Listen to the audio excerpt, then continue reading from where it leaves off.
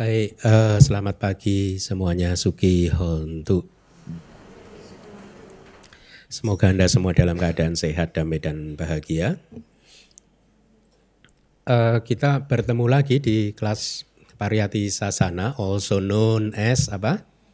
Kajian Kitab Suci. Ya, seperti yang pernah saya sampaikan, salah satu komponen sebagai umat beragama ya harus paham Kitab Sucinya. Kadang saya berpikir agama Buddha ini paling bebas. Nggak paham kitab suci nggak apa-apa. Karena dharma ada di mana-mana katanya. Tetapi ternyata tentu saja pendapat seperti itu tidak benar.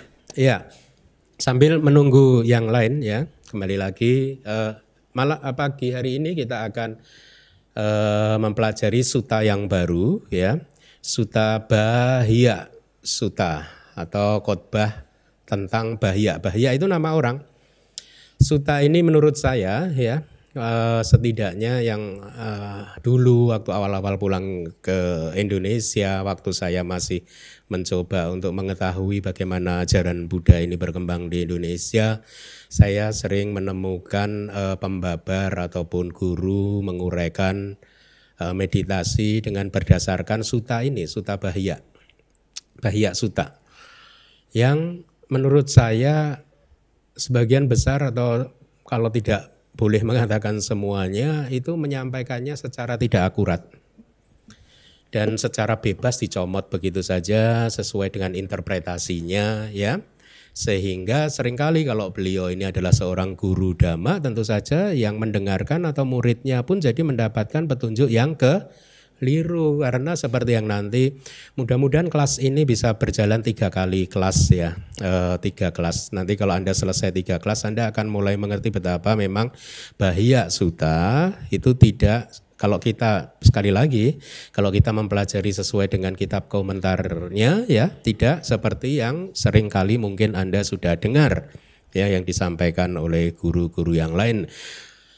Ya, saya memahami hal itu karena memang penjelasan yang akurat yang ada di dalam kitab komentar memang sampai hari ini seringkali tidak terakses, tidak bisa diakses, artinya tidak bisa dibaca oleh banyak mungkin kita, umat kita di Indonesia gitu.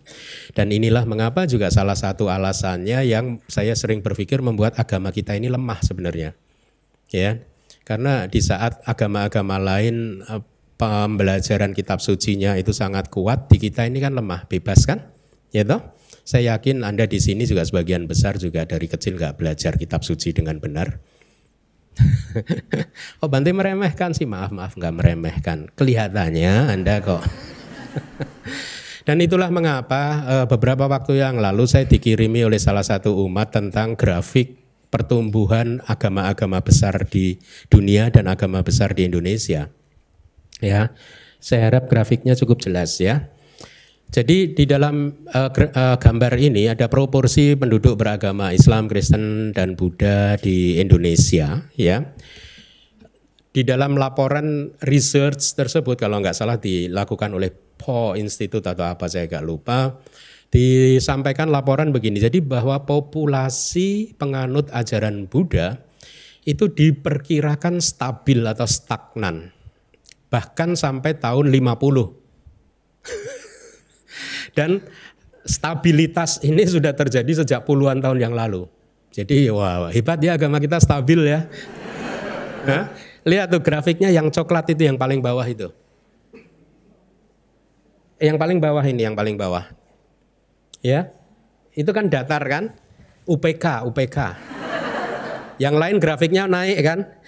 Emosinya naik mungkin.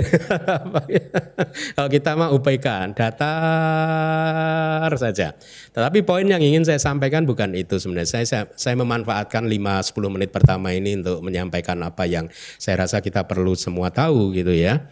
Intinya menurut laporan research ini populasi umat Buddha akan bertahan sampai tahun 50 itu stabil. Stagnan. Stagnan itu ya berhenti, nggak tumbuh gitu, bahkan cenderung kurang. Alasannya sangat bagus, sangat menarik.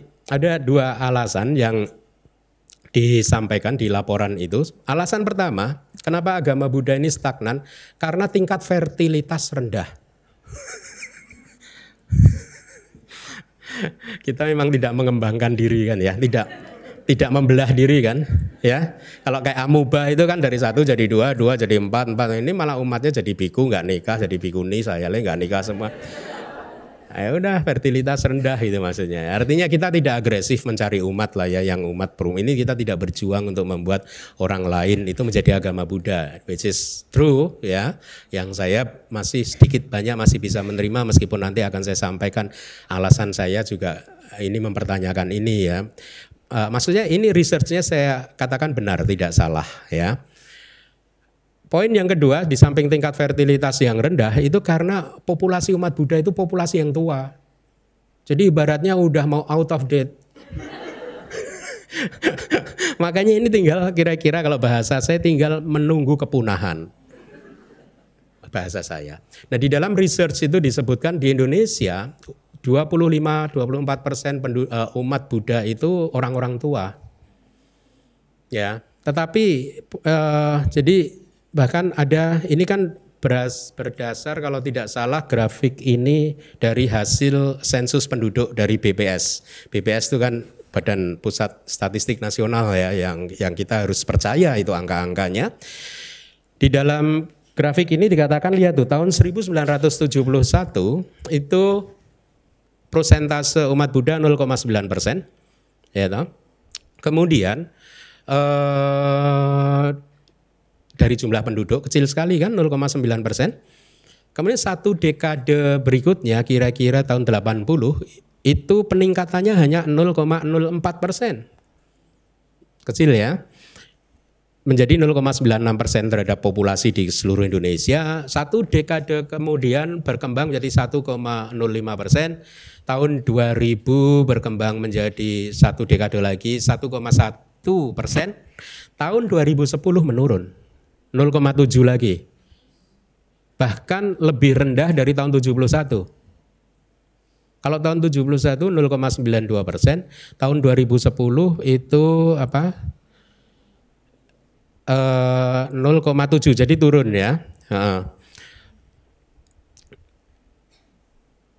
Dikatakan juga di sensus terakhir jumlah umat Buddha pada tahun 2010 ini menurun sekitar 1,7 juta orangnya ya. Nah, kenapa saya sampaikan ini? Karena menurut logika saya ini agak tidak masuk akal. Maksud saya logika saya seperti yang Anda ketahui, I was not Buddhist before. Ya, bahwa saya menemukan ajaran ini secara kebetulan. Ya, pada saat usia saya mau menjelang 30. Sebelumnya saya tidak kenal ajaran ini, ya. Begitu menemukan, saya merasa ini ajaran yang, maaf ya, bukan mendewa-dewakan, menurut saya sempurna dan efektif. Bagus sekali, efektif.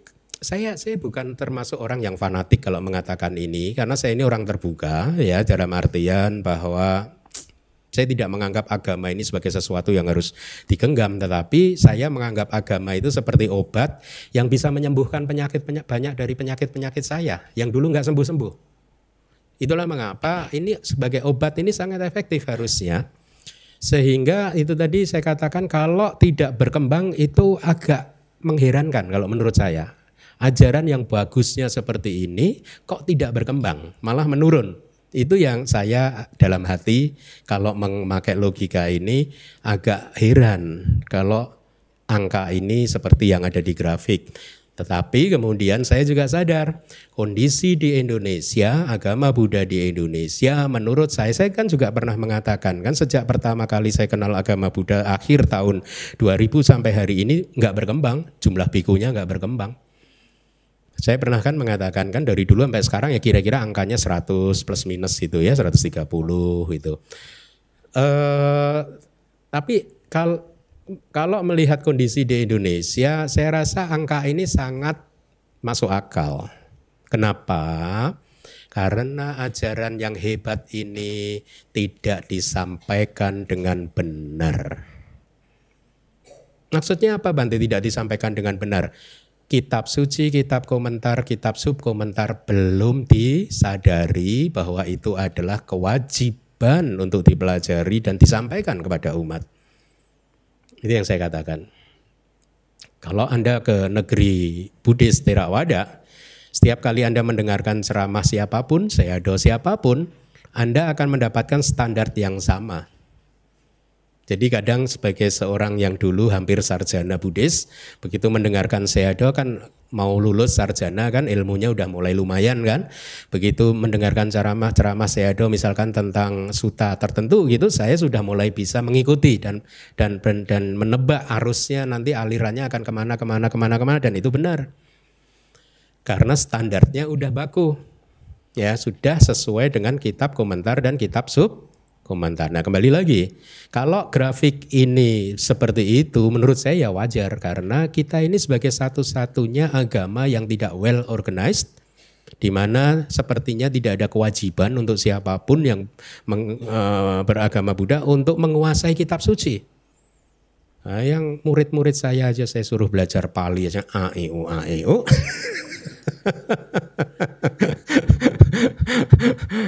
Padahal Pali itu wajib.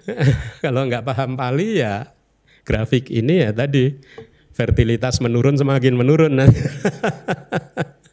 Itu maksud saya ya. Jadi wajar saja. Akhirnya kesimpulannya kalau grafik ini seperti ini ya wajar saja. Wajar karena memang agama Buddha belum diajarkan secara benar. Masing-masing beropini, makanya banyak perdebatan kan di luar sana kan, ya enggak? Kalau di DBS enggak ada perdebatan, karena setiap kali mau berdebat langsung merujuk kitab komentar. Kalau di sana enggak, kitab komentarnya ada di otaknya masing-masing, itu ada di hatinya masing-masing, sehingga banyak perbedaan kitab komentar, dan itulah yang membuat mereka berdebat. Nah itu tidak baik, tidak juga membuat kita berkembang di dalam ajaran berkembang tingkat spiritualitas kita. Nah oleh karena itu seharusnya solusinya menurut saya ya bisa saja ini solusi yang sepihak dari saya ya subjektif. Ya, tapi menurut saya pembelajaran kitab Tipitaka, komentar dan subkomentar harus digalakkan. Ya, karena dari sana kita mendapat petunjuk yang benar tentang ajaran Buddha. Dari sana akhirnya ajaran ini bisa menginspirasi orang banyak. Betul tidak? Kalau tidak disampaikan dengan benar, mana bisa menginspirasi orang? Ada nggak yang di sini yang pernah menyampaikan ke saya? Dulu itu saya ya Bante, kalau suami saya ke wihara turun, saya milih tinggal di mobil Bante. Umat Buddha nggak mau turun untuk mengikuti suaminya ke wihara gitu. Karena menurut dia ya gitu, kayaknya lebih enak di mobil. Oke, itu PR kita bersama ya. Mari kita sekarang masuk ke materi. Saya minta PIC untuk membaca sutanya terlebih dahulu. Ya. Saya telah mendengar demikian. Pada suatu waktu, Begawan berada di Sawati, di Jayatawana, di Taman Anatapindika. Pada waktu itu Bahia Daruciriya tinggal di Suparaka di pantai sebuah samudera. Jadi ada seorang laki-laki bernama Bahia. Daruciriya itu julukan, semacam julukan, nanti kita akan jelaskan. Dia dimuliakan, dijunjung tinggi, diagungkan, dilayani dan dihormati. Dia banyak menerima jubah, makanan derma, tempat tinggal, perlengkapan yang berisikan obat-obatan sebagai penunjang untuk orang yang sakit. Kemudian Bahia Daruciriya pergi ke tempat yang sepi. Dalam pengasingan pikiran yang demikian muncul di dalam hati Bahia Daruciriya. Sekarang siapapun para arahat atau mereka yang telah mencapai jalan arahata, saya adalah satu di antara mereka. Kemudian satu dewata yang merupakan saudara-saudara di masa lalu yang welas asih dan berhati baik, mengetahui apa yang ada di pikiran Bahia Daruciriya, menghampirinya. Setelah mendekat, dia berkata demikian pada Bahia Daruciriya, "Bahia, kamu bukan arahat atau juga bukan seseorang yang telah mencapai jalan arahata. Kamu bahkan tanpa praktik tersebut yang oleh karenanya kamu bisa menjadi arahat atau mencapai jalan arahata. Stop dulu. Jadi sampai di sini Bahia ini tadinya salah memahami dirinya sendiri kan. Dia menganggap dia adalah seorang arahat dan dia mempertahankan posisinya seperti itu. Sampai kemudian ada satu dewata yang mengingatkan dia bahwa dia bukan arahat. Lalu sekarang siapakah mereka di dunia ini bersama para dewanya yang disebut sebagai arahat atau yang telah mencapai jalan arahata? Bahia, ada satu kota di wilayah utara yang bernama Sawati. Di sana dia Begawan, seorang arahat dan sama Sang Buddha, berada saat ini. Bahia, dia sungguh seorang begawan dan juga arahat yang mengajarkan dhamma untuk kearahatan. Kemudian Bahia Daruciriya tergerak oleh dewata tersebut, pergi meninggalkan Suparaka saat itu juga. Di sepanjang satu malam dia menuju ke Sawati di Jayatawana Wihara Anatapindika. Pada waktu itu, banyak biku sedang berjalan-jalan di tempat terbuka. Kemudian, Bahia Daruciriya mendekat ke arah biku-biku tersebut. Setelah dekat, dia berkata demikian kepada para biku, "Bante, di manakah Begawan, arahat dan sama Sang Buddha berada sekarang? Kami ingin melihat Begawan, arahat dan sama Sang Buddha tersebut." Bahia, Begawan telah pergi ke desa untuk derma. Kemudian Bahia Daruciriya buru-buru meninggalkan Jayatawana dan memasuki Sawati. Dia melihat Begawan yang enak dipandang, menumbuhkan keyakinan, indria-indrianya tenang, hatinya damai, yang telah mencapai pengendalian tertinggi dan ketenangan, terlatih, terjaga, indria-indrianya terkendali. Orang besar sedang berjalan untuk derma di Sawati. Melihatnya, dia mendekat ke tempat di mana Begawan berada. Setelah dekat dan menjatuhkan diri dengan kepala di kaki Begawan, dia berkata demikian kepada Begawan. "Ajarkan saya dhamma wahai Bante." Begawan, "Ajarkan dhamma wahai Sugata, untuk manfaat dan kebahagiaanku dalam jangka yang panjang." Ketika telah disampaikan, Begawan berkata demikian kepada Bahia Daruciriya. "Bahia, sekarang bukan waktunya. Kami telah memasuki desa untuk derma." Untuk kedua kalinya, Bahia Daruciriya berkata demikian kepada Begawan. "Akan tetapi ini sulit diketahui, Bante. Bahaya-bahaya untuk kehidupan Begawan atau bahaya untukku. Ajarkan dhamma kepadaku, wahai Bante Begawan. Ajarkan dhamma wahai Sugata yang bisa untuk manfaat jangka panjang dan kebahagiaanku." Untuk kedua kalinya, Begawan berkata demikian kepada Bahia Daruciriya. "Bahia, sekarang bukan waktunya. Kami telah memasuki desa untuk derma." Untuk ketiga kalinya, Bahia Daruciriya berkata demikian kepada Begawan. "Akan tetapi, ini sulit diketahui, Bante.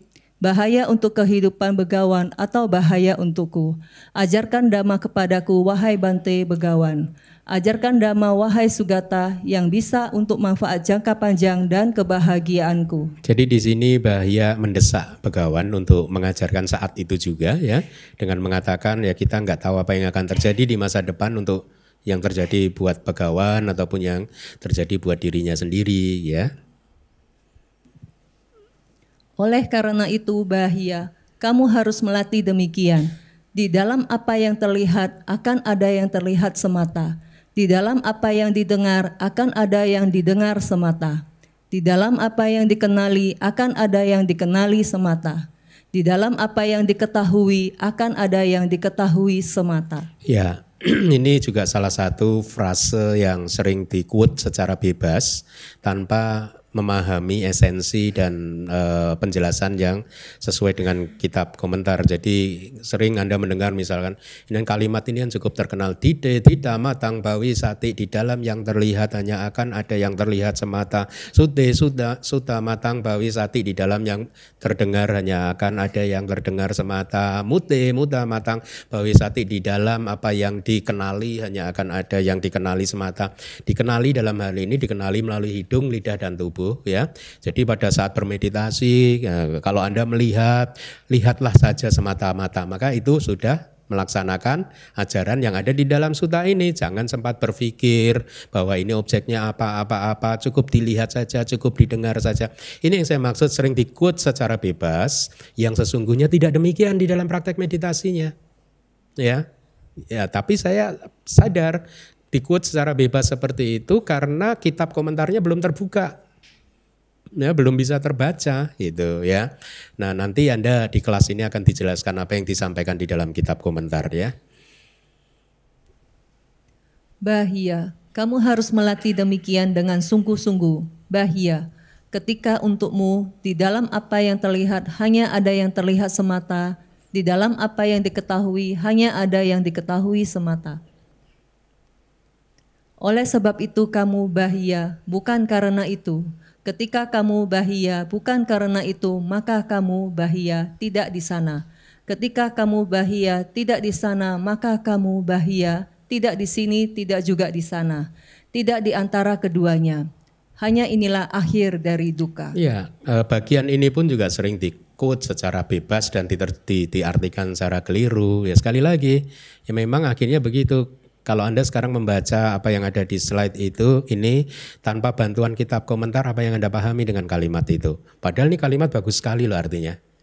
Ya, kalimat ini dalam sekali, bagus sekali. Ya. Tapi karena masih tertulis di dalam kitab komentar, makanya mungkin sampai hari ini karena di Indonesia belum terbuka kan ini kan. Melalui pembabaran damai yang singkat dari begawan ini, seketika batin bahia daruciria telah terbebaskan dari noda-noda batin melalui tiadanya genggaman. Ini juga, jadi dengan di-quote ini, pokoknya kalau melihat, mendengar, jadi arahat. Tapi prosesnya enggak seperti itu. Kitab komentar menjelaskan sangat lengkap. Ya, makanya ini tadi, grafik kita UPK tadi, ya enggak? Enggak banyak yang terinspirasi kan? Ya enggak?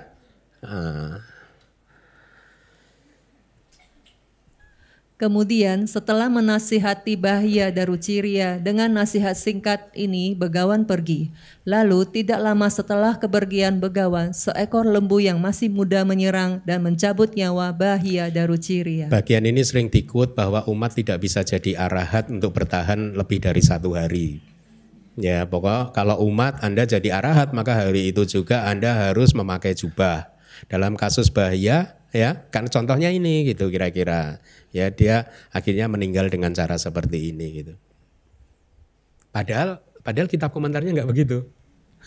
Ya, oke ya. Kemudian begawan pergi untuk mencari makanan derma di Sawati. Setelah makan, ketika sedang dalam perjalanan pulang dari Pindapata dan meninggalkan kota bersama dengan banyak biku, beliau melihat bahia daruciria meninggal dunia. Sambil memandangi mayat, beliau memanggil para biku, "Wahai para biku, ambillah tubuh bahia daruciria, bawa dan naikkan ke dipan, kemudian bakarlah dan buatkan sebuah pagoda untuknya. Wahai para biku, seorang teman biku kamu telah meninggal dunia." Iya, dibuatkan pagoda karena beliau adalah seorang arahat. Baik Bante, biku-biku tersebut menjawab begawan. Kemudian setelah membawa serta menaikkan jasad bahia daruciria ke dipan dan membuatkan sebuah pagoda untuknya, mereka menghampiri begawan. Setelah dekat, memberi hormat kepada begawan dan duduk di satu sisi. Ketika telah duduk di satu sisi, biku-biku tersebut berkata demikian kepada begawan. Bante, jasad bahia daruciria telah dibakar dan sebuah pagoda telah dibuat untuk dia. Kemanakah tujuan dia? Di manakah kelahiran kembali dia? Para biku, bahia daruciria adalah seorang yang bijaksana. Dia Dia berlatih sesuai dengan dhamma, dan dia tidak menyulitkan aku dalam hal yang berhubungan dengan dhamma. Wahai para biku, Bahya Daruciriya sudah padam total. Sudah parinibbana artinya ya. Kemudian setelah menyadari makna dari hal tersebut, Begawan pada waktu itu mengungkapkan ungkapan yang berikut ini. Di mana air, tanah, api, dan angin tidak memiliki pijakan, di sana bintang-bintang tidak bersinar, matahari tidak tampak, di sana rembulan tidak muncul, di sana kegelapan tidak dikenal. Ketika seorang suci, seorang Brahmana telah memahami melalui kebijaksanaan untuk dirinya sendiri, kemudian dia terbebaskan dari suka dan duka, dari materi dan non-materi. Ya, terima kasih. Selesai, saya rasa. Ya, itu sutanya. Kalau Anda tidak paham kitab komentar, membaca sutanya Anda terinspirasi tidak? Kurang ya, makanya grafiknya UPK, tenang, seimbang, stabil. Padahal kitab komentarnya menarik, makanya saya putuskan untuk menerjemahkannya karena ini harapan saya semoga bisa membawa manfaat ke banyak orang. Ya, mari kita lihat kitab komentarnya. Di dalam suta yang ke-10, artinya suta ini di Kudaka Nikaya ya tadi ya, adalah menempati suta yang ke-10 di Wagga apa ya tadi ya, saya agak lupa. Disebutkan bahwa nama dia adalah Bahya atau Bahya itu adalah nama dia. Kemudian Daruciriya itu artinya busana yang terbuat dari kulit kayu ya. Itu makanya tadi saya katakan bahwa Daruciriya adalah julukannya ya.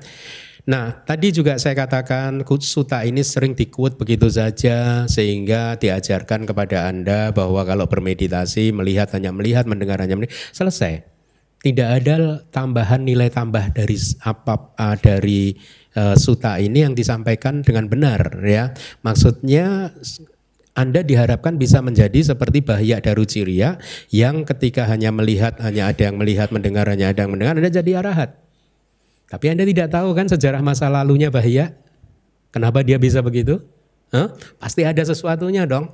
Nah, ini yang tidak disampaikan sehingga menurut saya ada miss-nya, yaitu pesan untuk bahwa di dalam Bahya di dalam kehidupan yang lampau sudah banyak sekali melakukan kebajikan ya. Jadi poinnya kadang saya merasa bahwa kita semua mengambil teladan dari situ ya. Apapun dalam kehidupan manapun tugas kita adalah menimbun kebajikan juga. Tidak hanya semata-mata di dalam yang melihat hanya ada yang melihat, di dalam mendengar hanya ada yang mendengar. Perlu topangan, perlu dukungan dari timbunan akumulasi kebajikan yang sangat besar. Ya. Nah, mari kita lihat apa yang dia lakukan di masa lalu. Bahya hidup di satu kota yang bernama Subparaka. Selanjutnya siapakah Bahya ini? Demikian bagaimanakah dia menjadi Daruciriya dan bagaimanakah dia tinggal di kota tersebut, ya. Berikut ini adalah tahapan ceritanya. Diceritakan bahwa pada zaman Padumutara sama Sang Buddha atau zaman Buddha Padumutara yang berjarak 100.000 kalpa dari sekarang, artinya dari zaman Buddha Gotama, ya. Ada satu pemuda dari keluarga yang baik-baik sedang mendengarkan pembabaran dhamma dari Dasak Bala. Dasak Bala itu 10 kekuatan kan, tetapi ini harusnya ini compound Bahubihi ya, karena ini julukan dari seseorang untuk Buddha. Jadi Buddha itu sering dipanggil dengan istilah Dasak Bala. Tapi kalau diterjemahkan as it is sebagai 10 kekuatan tidak tepat karena ini julukan, berarti harus diterjemahkan sebagai Bahubihi, yaitu seseorang yang memiliki 10 kekuatan. Ya, seseorang yang diberkahi 10 kekuatan gitu. Nama Buddha itu ya. Jadi Bahya pada waktu itu, pada zaman Buddha Padumutara, hidup di satu kota yang bernama Hangsawati. Jadi sejarah dia di kitab komentar dimulai, karir spiritual dia dimulai sejak 100.000 kalpa loh, panjang loh itu. Satu kapa aja triliunan, miliaran tahun, jadi lama sekali ya. Nah, saya sangat mengharapkan nanti kalau Anda sudah memahami atau mendengarkan background story-nya, cerita latarnya Bahya Daruciriya, Anda menteladani perilakunya, yaitu melakukan kebajikan terus, ya. Kemudian setelah dia melihat satu biku, pada waktu itu biku ini sedang dikukuhkan oleh Buddha Padumutara sebagai murid Etadaga yang terunggul dalam hal kipa abinya, ya, yaitu abinya itu kayak kesaktian atau pengetahuan yang lebih tinggi, kesaktian. Kayak kalau di zaman Buddha Gotama yang paling hebat abinyanya itu adalah yang Arya Mahamoggallana. Ya, nah pada waktu itu Buddha Padumutara sedang menetapkan salah satu muridnya sebagai murid Etadaga yang terunggul di dalam hal kesaktian, karena dia bisa mencapai kesaktian dalam waktu yang sangat cepat, kipa abinya gitu ya. Nah dia melihat itu pada saat dikukuhkan, dia melihat dan mendengar Buddha sedang menetapkan si salah satu biku ini sebagai Etadaga ya. Kemudian setelah melihat dan mendengar dia beraspirasi di tempat tersebut juga. Ini yang penting, mulai di sini ceritanya menjadi penting. Kenapa Bahya jadi arahat hanya dengan tite titamatang bawisati sute sutamatang bawisati mute mutamatang bawisati. Ya. Mendengar begitu dia bertekad, sungguh hebat sekali biku tersebut yang telah dikukuhkan sebagai murid yang terunggul seperti itu oleh guru Padumutara Buddha. Ya, aha, saya juga sungguh ingin menjadi seperti biku tersebut. Itu tekadnya Bahya. Dia ingin jadi murid yang mencapai tingkat kesucian arahat dan menjadi murid terunggul dalam hal kipa abinya, ya, seperti dia. Gitu. Dia beraspirasi ingin menjadi seperti biku tersebut. Setelah meninggalkan keduniawian di dalam sasana seorang sama Sam Buddha yang seperti itu di masa depan. Itu aspirasi dia. Dia ingin jadi seperti itu gitu ya. Ini aspirasi 100.000 kalpa yang lalu. Buahnya baru 100.000 kalpa Nah, Anda juga boleh beraspirasi, tapi jangan berhenti pada aspirasi saja. Ikuti terus ceritanya Bahya. Karena setelah beraspirasi, Bahya melakukan kama-kama baik untuk aspirasi yang sesuai dengan harapan dia tersebut. Jadi Anda juga begitu, harus melakukan karma baik supaya aspirasi baik Anda itu mendapat topangan yang sangat kuat. Kalau habis beraspirasi, makan tidur ya nggak dapet lah. Siapapun pengen kayak dulu saya bilang kan, muda foya-foya, tua kaya raya, mati masuk surga. Enak sekali kan, ya. Jadi harus melakukan kebajikan, ya. Setelah meninggal di kehidupannya saat itu, Bahya lahir di surga. Ya, dia berpindah-pindah di antara bumi manusia dan bumi para dewa, ya, lahir sebagai dewa, meninggal, lahir lagi sebagai dewa, mungkin lahir lagi sebagai dewa, terus kemudian lahir sebagai manusia, naik lagi ke dewa. Hanya dua alam ini aja, manusia dewa, manusia dewa, manusia dewa. Ya, di sepanjang waktu apa? Dia meninggal. Belum. Berarti dia lahir di manusia dan dewa, kemudian dia meninggalkan keduniawian di sasana Buddha Kasapa. Jadi ada Buddha yang kedua ini ya. Tadi Padumutara Buddha, ini Buddha Kasapa. Pada waktu Buddha Kasapa muncul dia jadi biku. Karirnya udah panjang ya. Dia jadi biku. Anda?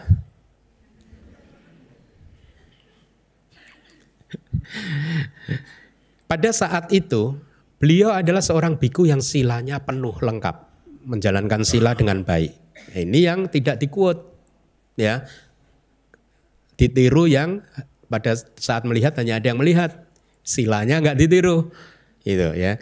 Silanya lengkap, kemudian dikatakan juga di dalam kitab komentar, beliau adalah seorang biku yang rajin melaksanakan samana dhamma. Samana dhamma itu tugas kewajiban, samana itu pertapa. Tugas kewajiban seorang pertapa, tugas dan kewajiban seorang biku. Apa itu tugas dan kewajiban seorang biku? Selain belajar pariyati, kemudian adalah mengembangkan jalan mulia berunsur 8, pati-pati. Itu tugas seorang biku. Ya, dia rajin melakukan tugas seorang biku, samana dhamma. Dan setelah meninggal dunia di kehidupannya saat itu sebagai biku, dia lahir lagi di dunia para dewa lagi. Ya, jadi karir masa lalunya sebenarnya cemerlang. Ya,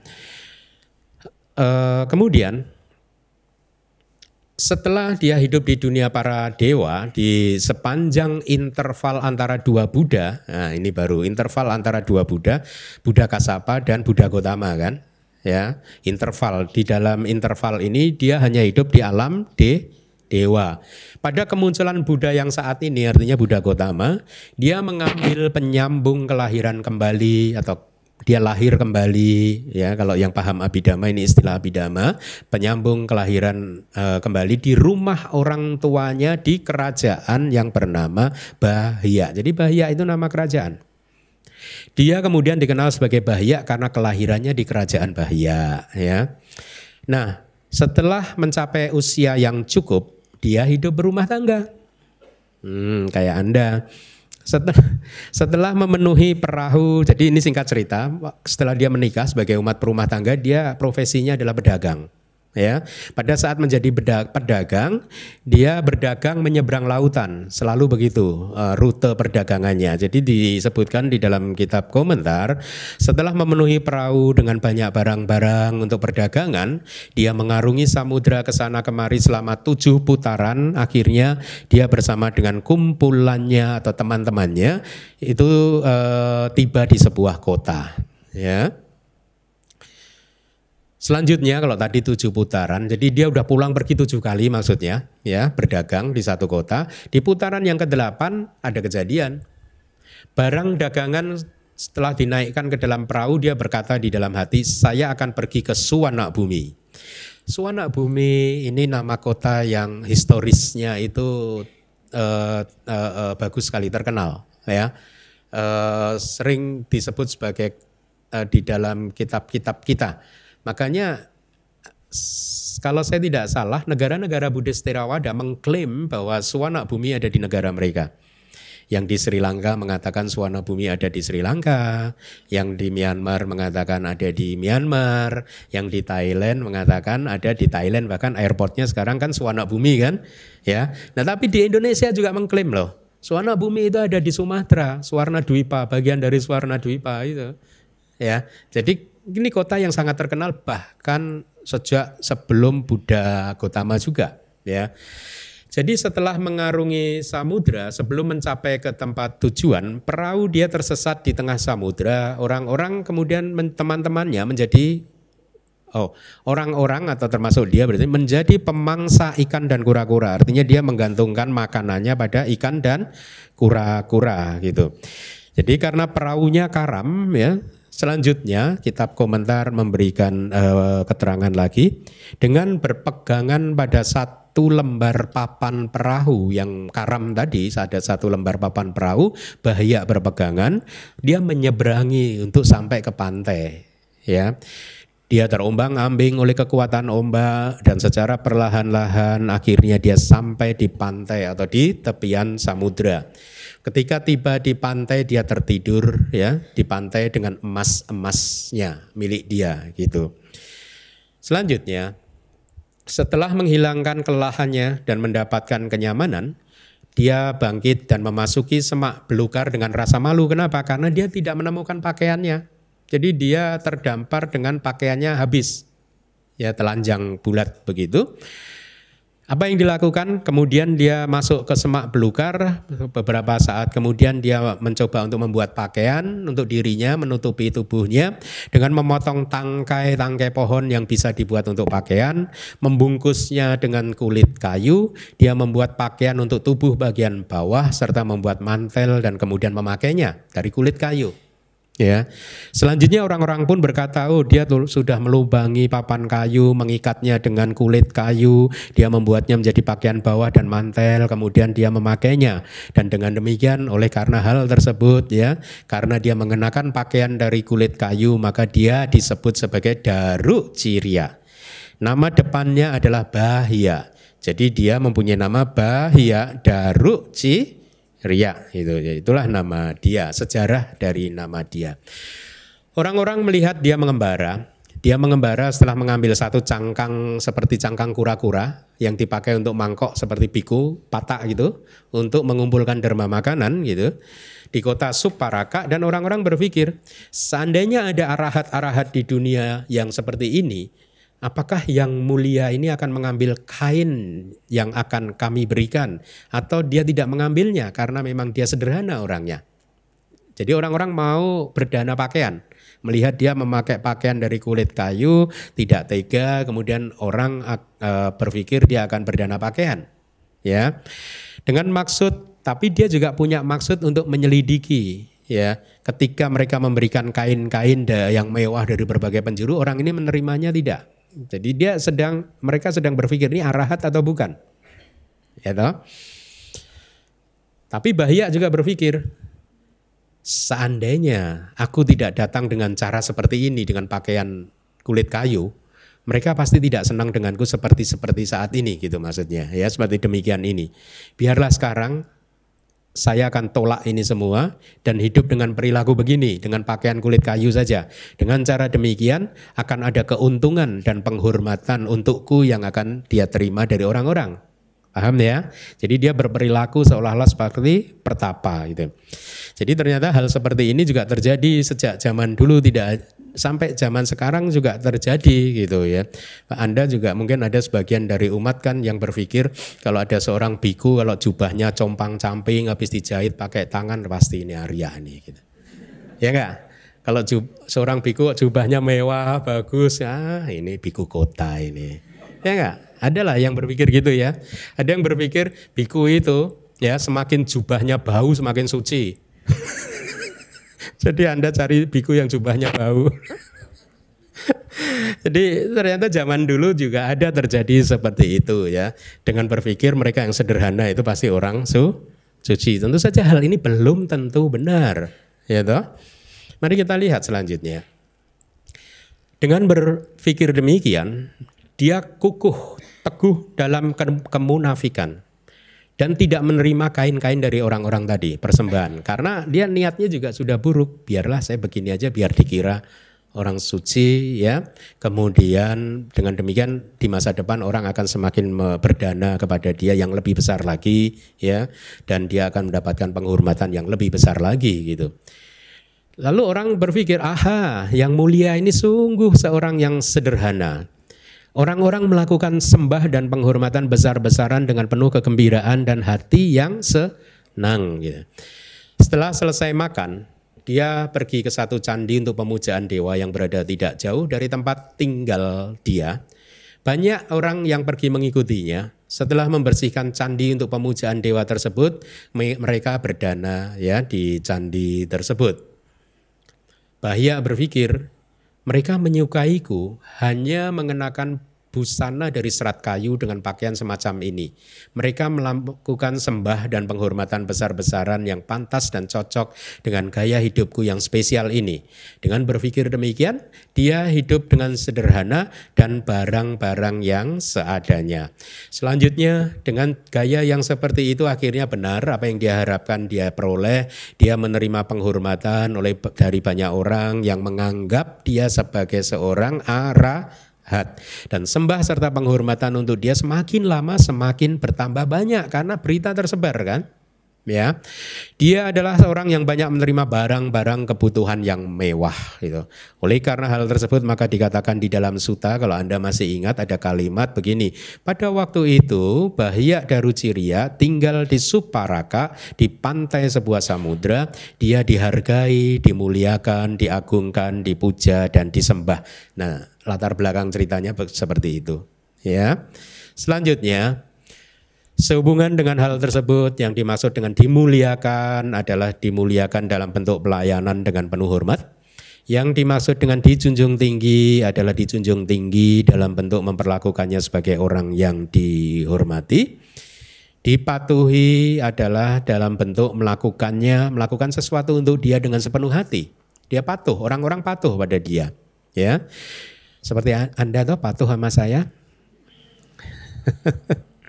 Dipuja dalam bentuk penghormatan dengan bunga ganda. Ganda itu aroma, bau dan lain-lain ya. Disembah juga karena dia adalah seorang yang telah mendapatkan penghormatan. Makanya dia tadi di Sutta dikatakan dia disembah gitu ya. Itu penjelasan dari kitab komentarnya. Metode lainnya, arti dari dia dimuliakan adalah dia telah memperoleh sembah. Sembah itu hormat gitu ya, yang lebih ke spiritual. Arti dari dia dijunjung tinggi adalah dia dihargai. Arti dari dia diagungkan adalah dia sangat dihormati dan disayang dengan sepenuh hati. Arti dari dia dilayani adalah dia dilayani dengan persembahan 4 kebutuhan pokok. seperti kita para biku. Ya, Anda kan melayani kan dengan mempersiapkan makanan, jubah, obat-obatan dan tempat tinggal buat saya gitu. Nah, jadi itu tadi berkaitan dengan kalimat di Sutta pada waktu itu Bahya Daru Cirya dimuliakan dan seterusnya. Arti dari dia dihormati adalah dia mendapatkan penghormatan oleh karena setelah mempersembahkan 4 kebutuhan pokok kepada dia dengan penuh hormat, mereka mempersembahkan objek-objek tersebut yang sangat mewah dan telah dipersiapkan dengan baik. Oleh karena itulah penjelasan untuk dia dimuliakan. Itu maksudnya begitu ya. Mereka mempersembahkannya setelah mempersiapkannya sendiri dengan penuh hormat, maka itulah penjelasan untuk dia dijunjung tinggi. Ya, dia diagungkan karena dia adalah orang yang disayang dengan sepenuh hati dan banyak orang memikirkannya. Mereka melakukan itu semua kepadanya dengan cara persembahan yang penuh bakti. Ini adalah penjelasan untuk dia dilayani. Mereka memberikan kepatuhan yang terbaik kepada dia dengan cara memberikan salam dengan penuh hormat, bangkit dari tempat duduk seperti Anda tadi, kami masuk Anda bangkit, ya, beranjali juga kan Anda tadi, dan lain-lain. Ini adalah penjelasan untuk dia dihormati. Selanjutnya mereka melakukan itu semua tadi kepada Bahya. Gitu. Itulah mengapa telah dikatakan kalimat yang diawali dengan di dalam sutta Bahya Daru Cirya tinggal di Suparaka, dia dimuliakan dan seterusnya. Tadi di sutta ada kalimat begini, kemudian setelah menerima semua penghormatan itu tadi, Bahya Daru Cirya pergi ke tempat yang sepi dan di dalam pengasingannya, dalam pengasingan dia, pikiran yang demikian muncul di dalam hati Bahya Daru Cirya tadi sutanya. Sekarang, siapapun para arahat atau mereka yang telah mencapai jalan arahata, saya adalah satu di antara mereka. Jadi dia mulai berubah pikiran nih. Dia benar-benar tertipu oleh persepsinya sendiri, oleh kilesanya sendiri. Yang tadinya dia itu hanya behave, berperilaku seperti itu supaya mendapatkan penghormatan dari umat. Lama-lama dia terkelabui oleh kilesanya sendiri. Kita juga sering, Anda juga pasti sering akan mengalami hal seperti itu. Secara perlahan-lahan Anda dikelabui oleh kilesa Anda sendiri. Memberikan informasi yang tidak benar. Nah, sama yang dialami Bahya juga begitu. Akhirnya dia meyakini bahwa dia ini juga arahat. Dari semua arahat yang ada di bumi, saya juga salah satunya. Gitu. Dia mulai terdelusi, ya. Kitab komentar menjelaskan dalam pengasingan artinya dia yang dianggap sebagai seorang arahat oleh banyak manusia yang berkumpul. Itu penjelasannya. Sekarang disebabkan oleh anggapan tersebut, pikiran salah muncul di hatinya demikian. Sekarang siapapun para arahat atau mereka yang telah mencapai jalan arahata, saya adalah salah satu di antara mereka. Artinya arahat-arahat yang ada di dunia para makhluk ini, satak loka, karena telah membunuh musuh-musuhnya yang dinamakan kilesa, adalah orang yang pantas menerima persembahan, penghormatan dan lain-lain. Ini definisi arahat. Arti dari arahat adalah 1, orang yang sudah membunuh musuh-musuhnya yaitu kilesanya sendiri. 2, orang yang pantas menerima persembahan. Jadi sesungguhnya yang paling pantas menerima persembahan Anda adalah arahat. Karena saya bukan arahat, saya tidak pantas. Ya. Kemudian mereka yang telah mencapai jalan arahata dengan membunuh musuhnya yang dinamakan kilesa, ya. Jadi itu definisi yang lain untuk arahat, yaitu seseorang yang sudah mencapai jalan arahata. Arahata magga dan pala juga.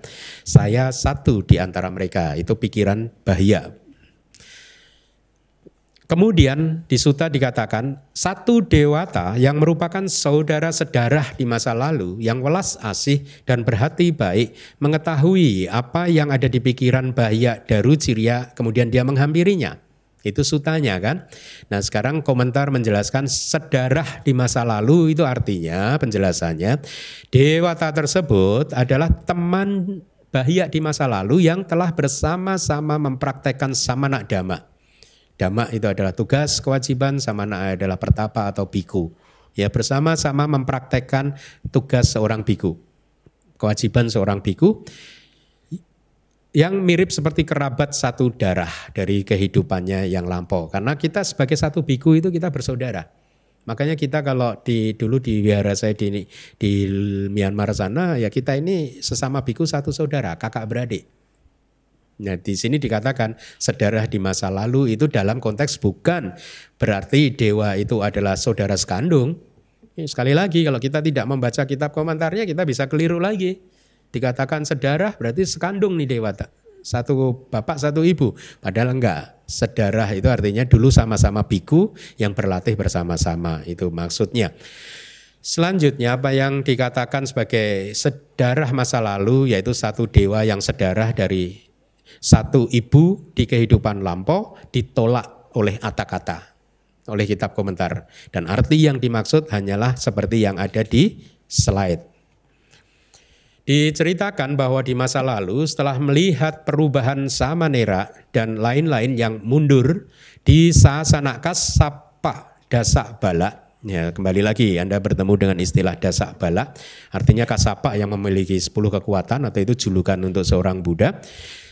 Ya.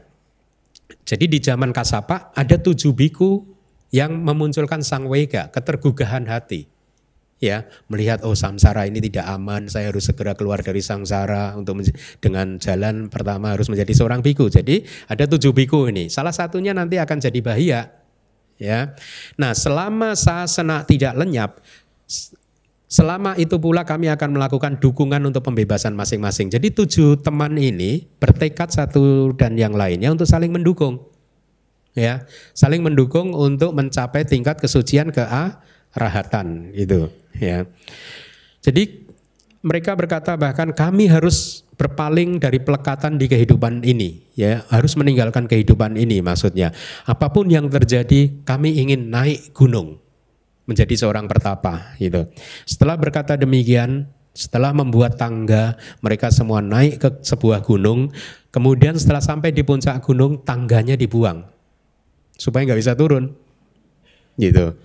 Dan di sanalah dia mempraktekkan dhamma pertapa atau tugas dan kewajiban seorang pertapa. Nah, 7 biku tersebut bertekad untuk saling mendukung, ya. Jadi inilah mengapa di belakang nanti ada satu dewa tadi, dewata tadi memberitahu dia. Ini sebenarnya adalah salah satu dari 7 tadi, ya. Dewa Brahma gitu. Di antara mereka dari 7 biku tadi, salah satu biku yang bernama Sanggatera mencapai arahata, tingkat kesucian ke arahatan hanya dengan melewati 1 malam saja, cepat ya. Kemudian keesokan harinya beliau berpindah patah dari Utara Kuru. Setelah pulang dari Utara Kuru, dia berkata kepada teman-teman bikunya, 6 biku yang lain, begini, teman, sejak sekarang makanlah hasil derma, makan dari hasil pindah patah, ya. Tapi mereka tidak berharap untuk makan dari hasil pindah patah Bante Sanggatera tadi dan berkata, wahai Bante, kamu jangan melakukan demikian dengan tenaga sendiri. Kami pun menjadi spesial, kami pun ingin menjadi spesial seperti kamu. Kami hanya akan makan setelah membawa makanan sendiri. Jadi mereka menolak, mereka bertekad akan berpindah patah sendiri. Kemudian di hari yang kedua, Tera atau ya teman yang kedua, Tera yang kedua mencapai buah anagami. Jadi menjadi seorang anagami, ya. Sama dengan cerita tadi, mereka pun menolak dengan cara yang sama hasil pindah patah dari biku yang anagami ini tadi, ya. Karena apa ya? Untuk kesantunan begitu ya, etiket gitu ya. Di antara mereka, jadi dari 7 tadi, salah satu telah menjadi seorang arahat, yang kedua mencapai parinibbana. Di kehidupan saat itu juga kan pasti kan, nggak bisa lahir lagi kan. Di kehidupan itu yang arahat parinibbana. Kemudian yang anagami lahir di mana? Lahir di alam sudah wasa atau bumi sudah wasa, itu anagami itu lahirnya ke sana, ya. Tinggal 5 kan? 5 orang yang lainnya dia berjuang, berusaha untuk menghasilkan kualitas spesial hingga seumur hidupnya, hingga kematiannya gitu, ya. Mereka tidak mampu mencapai pencapaian apapun, mereka mengering di tempat itu juga, artinya meninggal ya, dan lahir di dunia para dewa. Setelah lahir berulang-ulang hanya di antara para dewa selama 1 antara Buddha, jadi dari Buddha Kasapa dan Buddha Gotama, ya. Ternyata mereka ya semua lahir di alam dewa. Mereka meninggal dari dunia para dewa di kemunculan Buddha ini, Buddha Gotama, dan lahir di rumah perumah tangga. Jadi 5-5-nya lahir di zaman Buddha Gotama, ya. Jadi kembali lagi ada 7, yang 1 menjadi arahat, yang 1 di alam sudah wasa, yang 5 sudah lahir jadi manusia. Bisa jadi kita juga begitu loh di masa lalu. Katakanlah kita punya teman 7, yang 7-nya udah parinibbana, kitanya di sini. kita terdampar terus di sini nggak tahu kapan, ya. Sedih ya. Pedih. Kenapa? Mari kita lanjutkan. Di antara mereka, dari 5 tadi yang lahir jadi manusia, 1 orang menjadi raja Pukuk Sati ini karena kebajikannya, dia jadi raja. 1 menjadi Kumara Kasapa, ini murid Buddha juga ini. 1 menjadi Dabbo Malak Buta juga, ini terkenal juga. 1 menjadi seorang pengembara yang bernama Sabya, dan 1 menjadi Bahya Darucirya. Jadi inilah kelima sahabat ini ya, yang masih berjuang. Sehubungan dengan hal tersebut, 1 orang yang anagami yang lahir di Sudawasa di dunia para Brahma adalah yang dikatakan dalam kaitan di Sutta 1 dewata yang merupakan saudara-saudara di masa lalu yang turun mengingatkan Bahya kan? Ya, Bahya kamu bukan arahat loh, kira-kira tadi di Sutta begitu kan?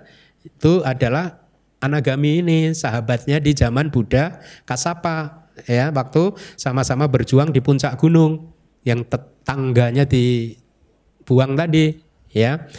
Nah, dikatakan di sini dikatakan dewata, istilah dewata itu tanpa menyebutkan jenis kelamin karena memang Brahma tidak mempunyai jenis kelamin walaupun maaf bentuknya seperti laki-laki sih.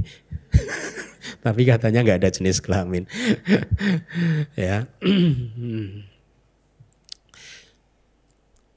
Setelah melihat pencapaian Brahma, jadi Brahma tadi, setelah dia mengingat-ingat kehidupan lampaunya, dia melihat pencapaiannya di masa lalu, persis di kelahiran setelah kelahiran sebagai manusia saat itu, ya. Setelah jadi Brahma, dia mengarahkan perhatiannya kepada teman-temannya tadi, ya, untuk mencari di mana ini teman-teman saya gitu. Ya, akhirnya dia menemukan bahwa 5 temannya sudah lahir lagi sebagai manusia, ya. Sambil mengamati, dia bertanya-tanya. Ini tadi yang saya ceritakan. Di manakah sekarang 5 orang yang lainnya? Setelah mengetahui kelahiran mereka di dunia lingkup indria, artinya di alam manusia atau dewa, ini ya. Setelah itu dari waktu ke waktu dia hanya mencermati perwujudan mereka dan berpikir apa yang mereka lakukan. Jadi sebenarnya dewa ini, Brahma ini sejak di sebelumnya juga sudah mengamati perilaku teman-temannya ini. Yang lahir di alam surga diamati, dia melihat gitu kayak pakai ini aja nih, teman saya lagi begitu gitu ya, sampai waktu mereka sudah lahir sebagai manusia. Selanjutnya pada waktu itu ketika mengarahkan perhatiannya, sekarang mereka di mana, dan setelah melihat Bahya yang hidup di dekat kota Supparaka, yang menjalani kehidupannya seperti yang tadi sudah diceritakan dengan penuh kemunafikan, yaitu mengenakan pakaian dari kulit atau serat kayu, dia teringat masa lalu orang ini setelah membuat tangga dan naik gunung, ya melakukan dhamma samana bersama dengan saya sebelumnya. Ya, yang hidup tanpa mengharapkan apapun dengan berlatih pertapaan yang sangat keras gitu. Tapi setelah mengaku sebagai arahat yang sesungguhnya dia bukan, si Brahma tadi berpikir, ya. Dan dia mengembara seperti itu demi mengharapkan keuntungan, penghormatan dan ketenaran, ya. Sampai dia tidak mengetahui bahwa saat itu sudah ada Buddha baru lagi. Sudah ada kemunculan Dasak Balak lagi. Ya, Buddha lagi gitu. Baiklah kalau begitu sekarang saya akan membangkitkan sang wega dia, rasa ketergugahan hati dia, dan memberitahu kemunculan Buddha kepadanya gitu. Itu ceritanya ya. Maka dia turun mengingatkan Bahya. Seketika dia turun dari dunia para Brahma dan muncul di depan Darucirya di kota Supparaka di malam hari. Ketika melihat cahaya yang agung di tempat tinggalnya, Bahya bertanya-tanya, apakah ini? Apa ini? Gitu. Setelah keluar di pelataran, dia memandang ke angkasa dan melihat Maha Brahma berdiri, temannya tadi berdiri. Dia beranjali dan bertanya, dia nggak tahu, masih belum ingat kan, siapakah Anda? Gitu. Kemudian Brahma tersebut berkata, saya adalah temanmu di masa lalu. Pada waktu itu, setelah mencapai buah anagami, saya lahir di dunia para Brahma. Akan tetapi kamu tidak mampu untuk menghasilkan kualitas spesial, jana, maga, dan pala, apapun. maga dan pala apapun. Pada waktu itu setelah meninggal sebagai pundujana, kamu lahir berulang-ulang. Itu kata Brahmanya. Sekarang sebagai seorang pertapa non-arahat yang mengenakan pakaian dari aliran lain dan berkata aku adalah arahat. Setelah memegang teori tersebut dan setelah mengetahui kamu mengembara, maka aku datang kemari. Itu maksudnya baik kan dari Brahmanya, mengingatkan bahwa kamu bukan arahat. Gitu. Jadi dia mengatakan kamu bukan arahat Bahya, lepaskanlah pandangan jahat ini, kata dia. Gitu. Janganlah kamu melakukan sesuatu yang tidak bermanfaat dan membuat penderitaan untuk jangka waktu yang lama. Seorang sama Sambuddha telah muncul di dunia ini. Dialah begawan, dialah arahat. Pergilah dan bergurulah padanya. Jadi dia menasehati Bahya begitu. Oleh karena itulah tadi di sutta dikatakan kemudian satu dewata yang merupakan saudara sedarah di masa lalu turun dan seterusnya. Jadi penjelasannya seperti itu tadi. Dikatakan satu dewata yang merupakan saudara-saudara di masa lalu yang welas asih, berhati baik, mengetahui apa yang ada di pikiran Bahya Darucirya menghampirinya. Penjelasan untuk yang welas asih adalah karena dia memiliki sifat yang senang memberi pertolongan, sangat welas asih. Berhati baik penjelasannya karena dia mengharapkan hanya kebaikan dan hatinya penuh dengan cinta kasih gitu. Dan di sini dengan kalimat yang pertama memperlihatkan harapan dewata tersebut untuk menghindarkan Bahya dari penderitaan. Tadi mengingatkan bahwa kamu bukan arahat ya. Jangan terus-menerus memegang pandangan yang jahat seperti itu. Itu maksudnya baik. Dia tidak ingin Bahya menderita, makanya dia welas asih. Ya. Sedangkan kalimat berikutnya adalah untuk memastikan kebaikan dan kebahagiaan Bahya, maka dikatakan dia berhati yang baik. Dewata tersebut mengetahui apa yang ada di pikiran Bahya.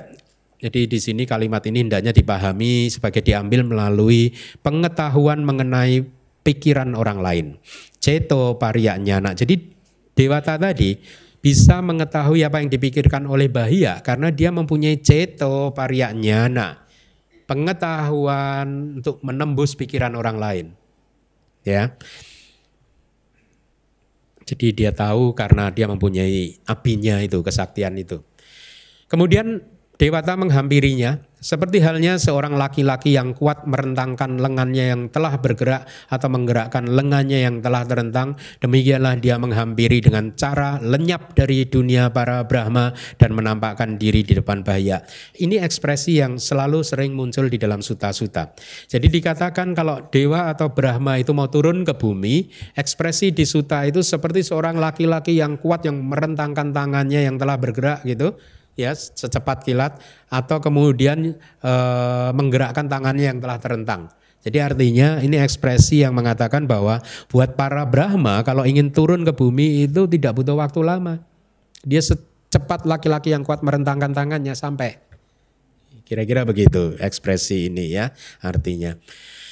Berkata demikian artinya pikiran Bahya yang ini sekarang siapapun para arahat atau mereka yang telah mencapai jalan arahata, saya adalah satu di antara mereka. Adalah aliran pikiran yang salah. Bahya seperti pencuri yang mengambil barang-barang curian. Maksudnya begini, dia berperilaku seperti seorang arahat, dalam tanda kutip sedikit mengelabui umat-umat. Di sisi yang lain dia tahu bahwa umat mau berdana kepada dia itu tujuannya adalah karena dia ingin berdana pada arahat. Padahal dia arahat, bukan arahat. Tapi dana kepada arahat dia terima juga. Inilah yang dikatakan dia sebagai seorang pencuri. Ini winaya biasanya seperti itu. Seorang biku yang berperilaku yang tidak benar ya, yang tahu umat itu berdana kepada dia karena menganggap dia sudah menjadi suci padahal dia belum suci, maka dia adalah seorang pencuri sesuai dengan winaya. Karena dia mengambil dana dari umat yang ditujukan kepada Arya yang dia sendiri bukan Arya, tapi kok diambil. Paham ya? Itu maksud dari pencuri. Penjelasan dari kitab komentar, seperti pencuri karena menerima persembahan yang tidak ditujukan kepadanya, ya. Maksud penduduk mempersembahkan adalah untuk arahat dan dia bukan arahat. Itulah mengapa Brahma tadi mengatakan Bahya kamu bukan arahat. Kamu juga bukan seseorang yang telah mencapai jalan arahata. Kamu bahkan tanpa praktek tersebut yang oleh karenanya kamu bisa menjadi arahat atau mencapai jalan arahata. Artinya kamu pun tidak berlatih untuk menjadi seorang arahat. Jadi bagaimana mungkin kamu ini adalah arahat gitu ya. Bahia, kamu bukan arahat, artinya dengan kalimat ini pada saat itu Brahma menolak status aseka dari Bahia. Aseka itu adalah seorang yang sudah tidak berlatih lagi, julukan untuk arahat. Juga bukan seorang yang telah mencapai jalan arahata. Dengan kalimat ini dia menolak status kalyana putu jana bawa atau bawa status, keadaan, kondisi sebagai seorang putu jana yang baik. Itu pun ditolak sama Brahma melalui kalimat kamu juga bukan seseorang yang telah mencapai jalan arahata. Ya. Sehubungan dengan hal tersebut yang dimaksud dengan praktek adalah 6 kemurnian, yaitu kemurnian sila dan seterusnya. Ada 7 wisudi, tapi ini 6 yang pertama.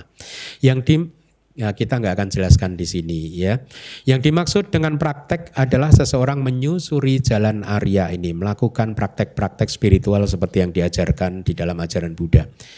Dan apakah yang menjadi sandaran kemunculan penilaian berlebihan tentang arahata dia tersebut? Beberapa orang mengatakan penilaian berlebihan tentang arahata muncul karena kesederhanaan dia, kepuasan apa adanya, ya, kejijikan dengan kilesa, aspirasi yang telah diucapkan sejak waktu yang lama, penghancuran kilesa-kilesa melalui penanggalan temporer itu melalui jana, penanggalan kilesa melalui jana, sementara waktu saja, temporer, atau melalui vipassana. Selanjutnya orang lain berkata, Bahia adalah orang yang telah memperoleh kuartet jana, menguasai 4 jana, yaitu jana pertama, kedua, ketiga, dan keempat. Oleh karena itu penilaian berlebihan tentang arahata muncul dari sikapnya yang tidak menuruti kilesa melalui penanggalan dengan pelumpuhan. Ya, ini juga yang dimaksud penanggalan kilesa dengan ditekan oleh jana, wikambana, gitu ya, dilumpuhkan untuk sementara waktu. Jadi keduanya itu pun hanyalah pikiran orang-orang saja, dan yang disetujui oleh Atthakatha adalah Bahia mempunyai maksud untuk mendapatkan keuntungan sembah dan ketenaran. Itu dari Atthakatha. Jadi sengaja Bahia berperilaku seperti itu untuk mendapatkan laba sakara siloka bahasa Palinya.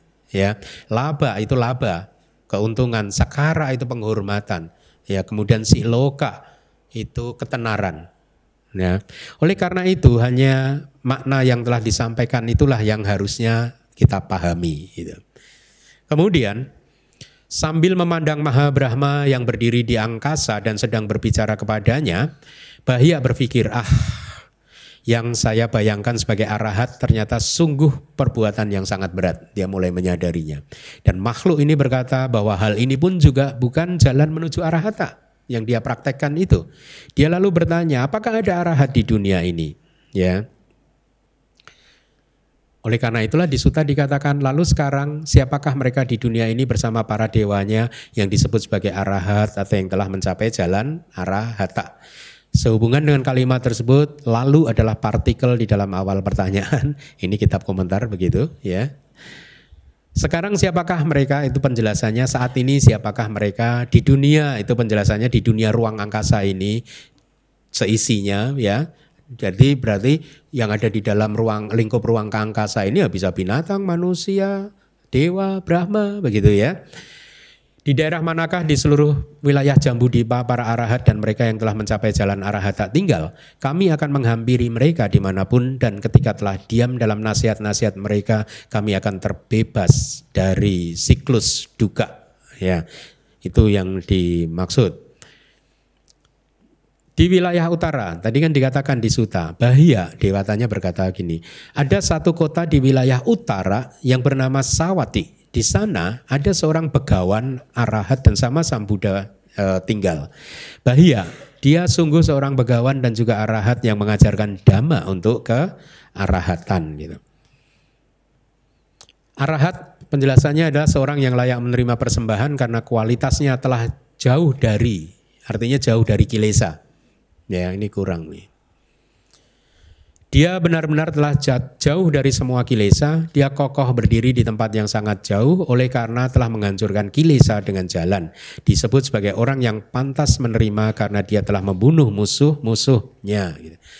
Oleh karena Kilesa sebagai musuh telah tercabut tanpa sisa dan dibunuh melalui jalan Arya oleh Begawan, maka disebut sebagai orang yang pantas menerima karena telah menghancurkan jari-jari roda.